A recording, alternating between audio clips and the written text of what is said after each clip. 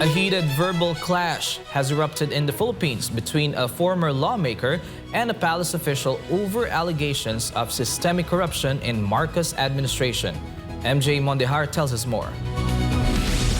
Do not be hypocritical and do not turn a blind eye or a deaf ear because they did nothing about the blatant corruptions of the previous administration. That was the exact statement of Palace Press Officer Attorney Claire Castro, spoken in Filipino, in reaction to the motorcade held Saturday in Metro Manila, calling for the resignation of President Ferdinand Bongbong Marcos Jr. One of those who led the motorcade was former lawmaker Mike Defensor. According to Castro, Defensor and allies of former President Duterte were allegedly silent on corruption woes during the previous government. This despite Duterte himself admitting that there were ghost projects during his term. Defensor responded by saying that the problem lies with the current administration, not the previous Duterte government. He then asked why Malacanang keeps bringing the issue back to the former government. Ang sagutin niya dapat, yung korupsyon sa ngayon. May korupsyon ba sa ngayon o wala? Kung meron sa korupsyon sa ngayon, involved ba presidente o hindi? Defensor then insisted that the administration is allegedly avoiding the return of former Congressman Zaldico to the Philippines. Defensor says Co allegedly holds evidence linked to the president. Kasi yung sinabi ni Zaldico, hindi yun kwento o hearsay. Yung sinabi ni Zaldico ay kanyang personal knowledge. Siya ang kanilang chairman ng appropriations. Siya yung sinasabing tirador doon sa budget.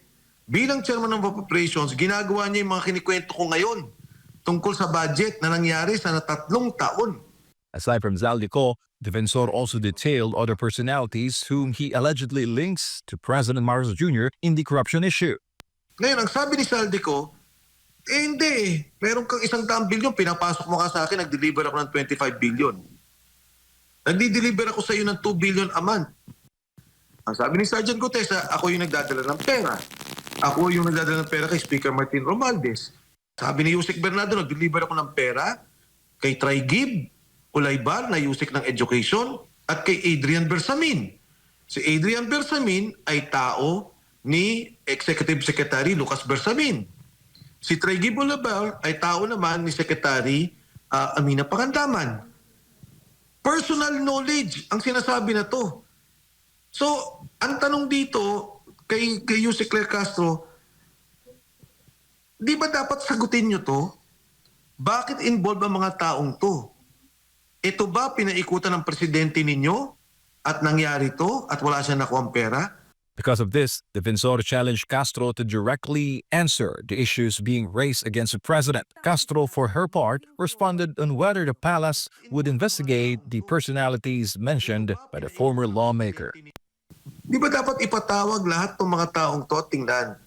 Kaya nila ayaw patawag kasi totoo ang sinasabi ko.